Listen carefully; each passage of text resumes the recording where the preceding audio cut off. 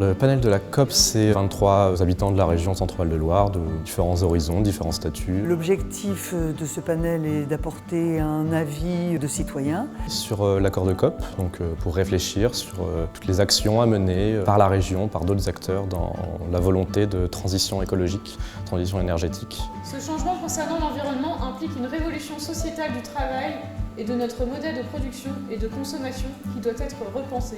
On a tous ensemble rédigé les parties, l'introduction, la conclusion, etc.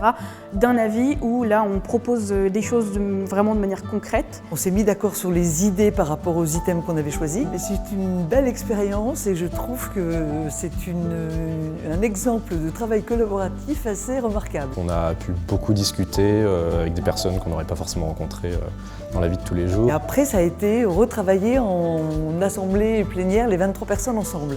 Quel rôle peut jouer l'éducation dans l'engagement de l'individu à une participation collective à la transition écologique? Que du vert?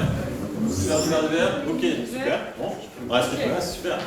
On a émis des avis sur des sujets, sur des thématiques différentes qui englobent véritablement l'ensemble de la problématique environnementale et du développement durable. La thématique qui m'a tenu le plus à cœur, c'est la thématique concernant justement la citoyenneté et l'éducation et la formation. Chaque individu doit commencer à prendre conscience de ce qui doit être fait pour pouvoir arriver collectivement à une mise en œuvre.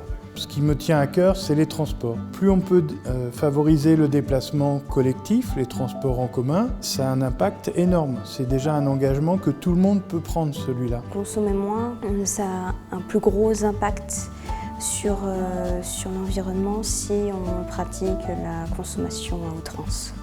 On a vu dans nos discussions qu'on devait privilégier deux choses, un changement de comportement et une équité sociale. On doit prendre en compte toutes les conséquences de ce que nous on décide. L'essentiel déjà, d'une manière ou d'une autre, c'est de dire qu'on est en mouvement véritablement, on n'est plus simplement à se fixer des objectifs qui semblent complètement utopiques à partir du moment où on ne les rend pas justement réalistes à travers des actions et des modes d'action. Et c'est ce qu'on a compris, nous, à travers notre travail pendant ces 2 mois. Que nos recommandations soient prises aussi en considération. Que cet avis citoyen soit suivi des faits, parce que s'il ne l'était pas, ça enlève toute la valeur de cette démarche. Les citoyens ont envie que ça dure dans le temps, que ce ne soit pas juste des paroles en l'air, mais des vraies actions contrôlées dans le temps. La région, elle bouge. C'est une région auquel on tient, c'est une région qu'on aime. C'est une COP qui doit changer certains comportements et apporter du bien-être social et économique. Et c'est maintenant qu'il faut agir et non plus tard, parce que plus tard, ce sera trop tard. C'est parfait.